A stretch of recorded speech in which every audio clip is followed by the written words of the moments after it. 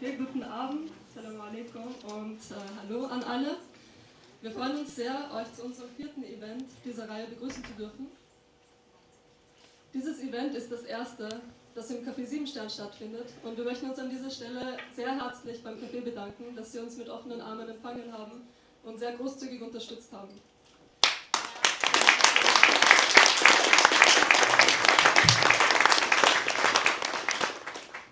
Diese Solidarität ist wirklich herzerwärmend und danke, dass ihr applaudiert habt, das war mein nächster Punkt.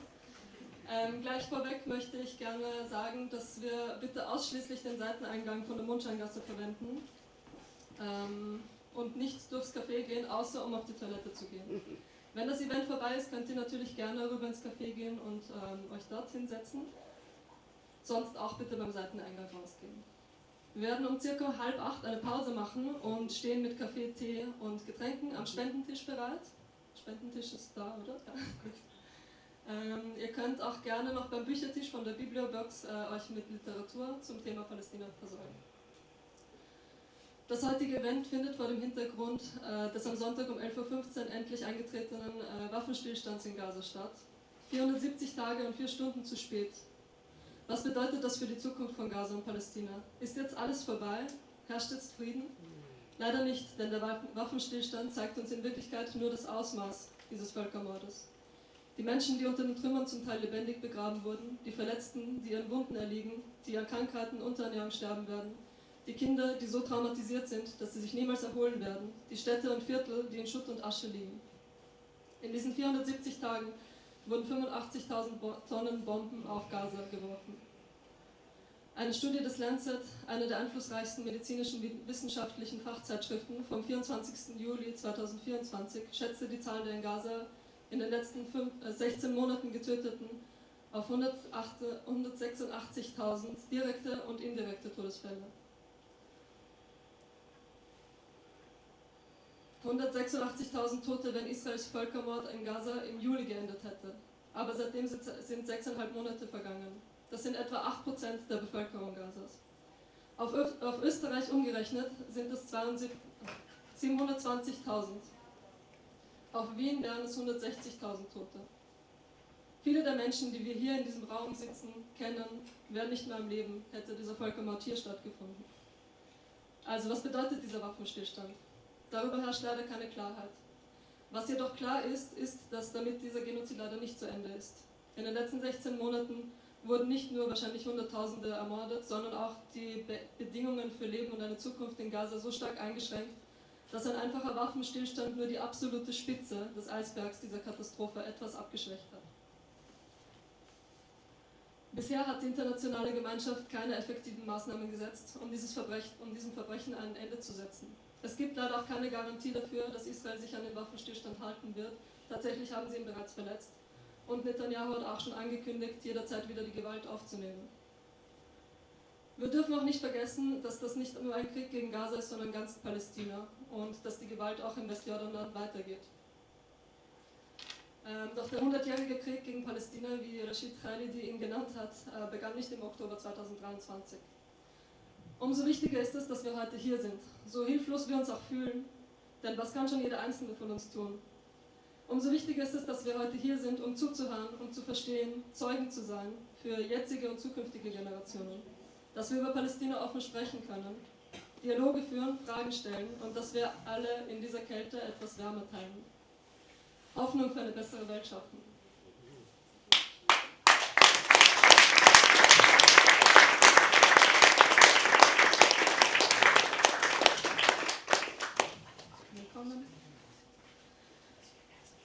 Es tut mir leid, wenn wir euch heute wehtun werden, aber ich bin überzeugt, dass geteiltes Leid halbes Leid ist. Deswegen sollten wir es auf so viele Menschen wie möglich aufteilen.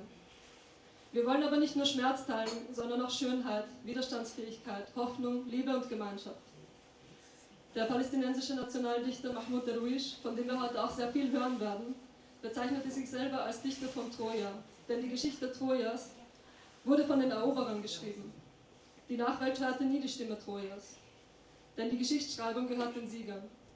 Heute können wir das stärker denn je in Ländern wie Österreich beobachten, wo das israelische Narrativ das einzig vorherrschende ist. Aber Palästinas Geschichte ist vielfältig. Jeder Palästinenser, jede Palästinenserin hat seine eigene Geschichte. Aber was sie doch fast alle eint, ist der Schmerz über die Verlust und die Zerstörung der Heimat.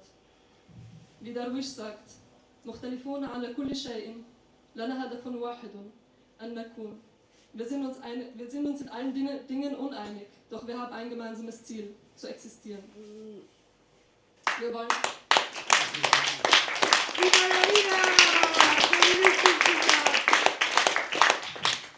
Wir wollen heute ein bisschen Licht auf diese unterschiedlichen palästinensischen Lebensrealitäten werfen. Wir werden die Geschichte eines Palästinensers hören, der seit über 40 Jahren in Österreich lebt und was es bedeutet, Flüchtling zu sein und wo die Wurzeln dieses Flüchtlingsdaseins liegen. Dann hören wir Alltagsgeschichten über den Widerstand gegen die israelische Besatzung im Westjordanland 2002 von einer Palästinenserin aus Nablus und ein Interview mit einer Palästinenserin aus Haifa, die israelische Staatsbürgerschaft besitzt. Dazu werden wir Lieder aus Palästina singen und Gedichte von Mahmoud Darwish sowie von jungen Dichtern aus Gaza und eine Rede von der Schriftstellerin Susan Abul-Hawa, die sie vor einem Monat in Oxford gehalten hat, lesen. Wir wollen die Sprachbarrieren so klein halten wie möglich. Also wenn ihr eine Übersetzung braucht, bitte wendet euch an Benny. Wo ist Benny? Da, genau. Dankeschön. Sie wird für euch übersetzen. Also die Beiträge werden auf Deutsch und auf Englisch sein. Wenn ihr eine dieser Sprachen nicht so gut könnt, könnt ihr euch gerne an sie wenden. Den Reader habe ich jetzt vergessen. Also wir haben auch einen Reader. Ich werde dann versuchen, sobald ich Zeit habe, den QR-Code für euch zu projizieren. Dann könnt ihr das auch auf dem Handy anschauen. Da sind sehr viele Texte drinnen, da könnt ihr auch später nachschauen und mitlesen.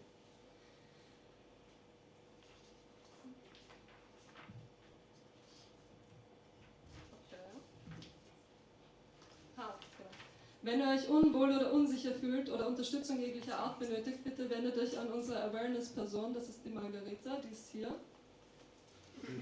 Genau, danke schön.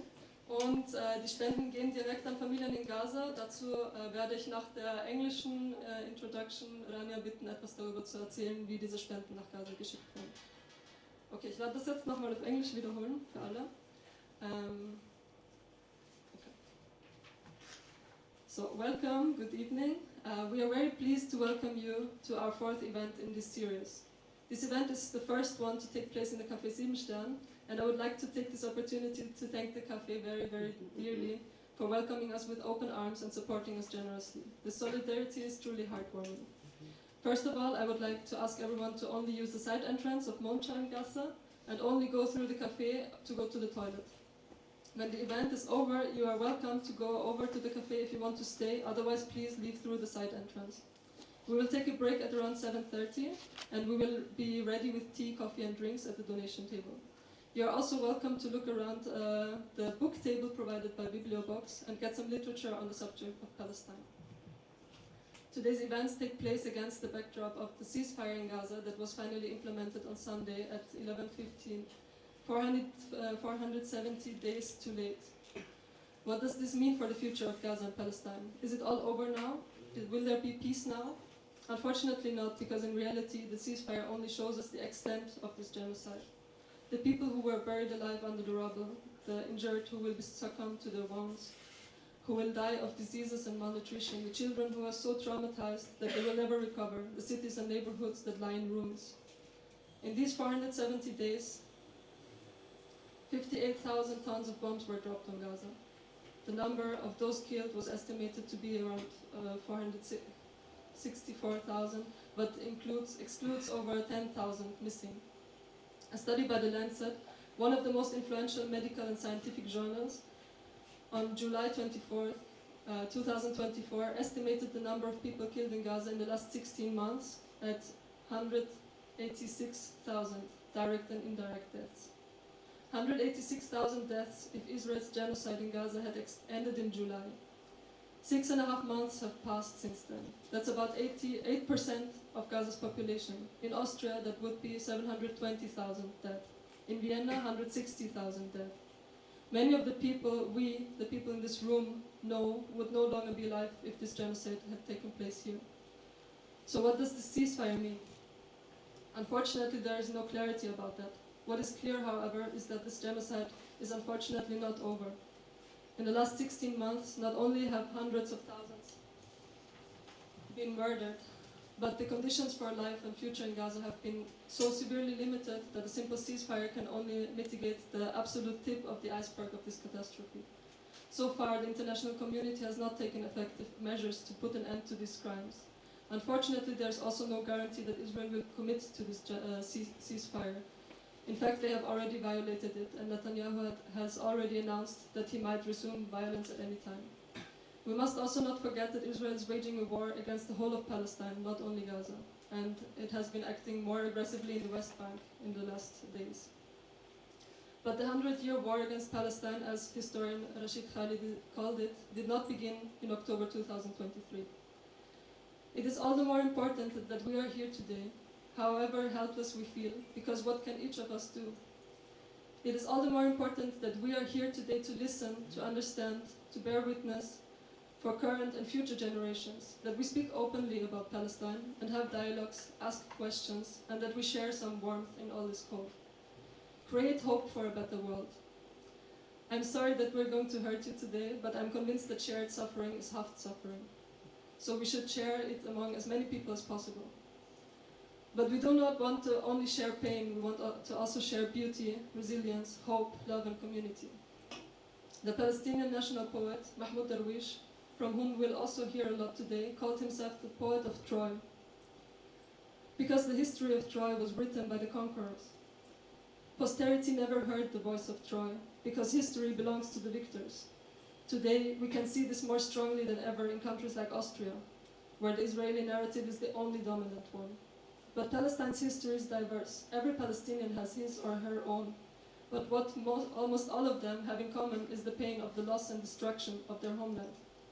As Darwish says, مختلفون على كل شيء لنا هدف واحد أن نكون. We disagree on everything, but we have one common goal, to exist. We want to shed a little light today on these different Palestinian realities. We will hear the story of a Palestinian who has lived in Austria for over 40 years, sorry, I'm making it old, for over 40 years, and what it means to be a refugee, and where the roots of this refugee existence lie. Then we will hear everyday stories about the resistance against the Israeli siege of the West Bank in 2002 from a Palestinian woman from Nablus, and an interview with a Palestinian woman from Haifa who has Israeli citizenship. We will also sing songs from Palestine and read poems by Mahmoud Darwish, as well as by young poets from Gaza, and a speech by the author Susan Abul Hawa that she gave in Oxford a month ago. We want to minimize the language barriers as much as possible, so if you need translation, please contact Benny, now I know where you are. She will support you. Benny has also thankfully created a reader, which I will show you the QR code in a while. And if you feel uncomfortable or unsafe, please contact Margarita. And now I would like to ask Rania to tell us how the donations will be used.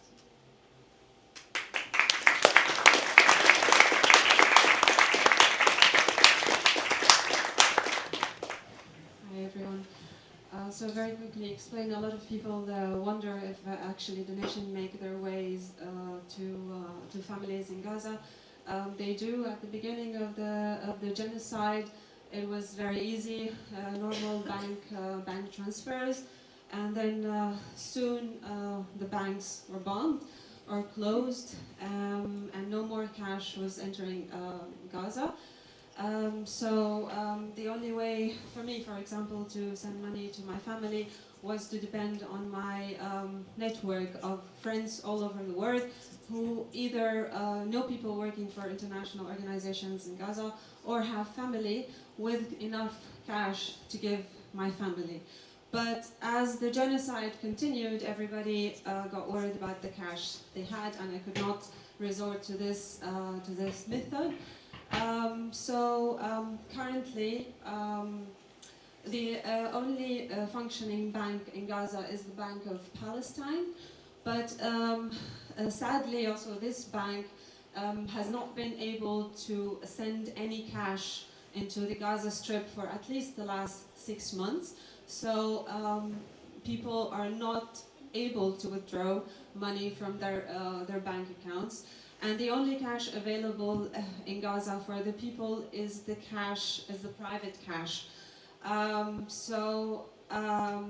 there are a lot of private exchange offices where people can cash money or withdraw money from their bank accounts.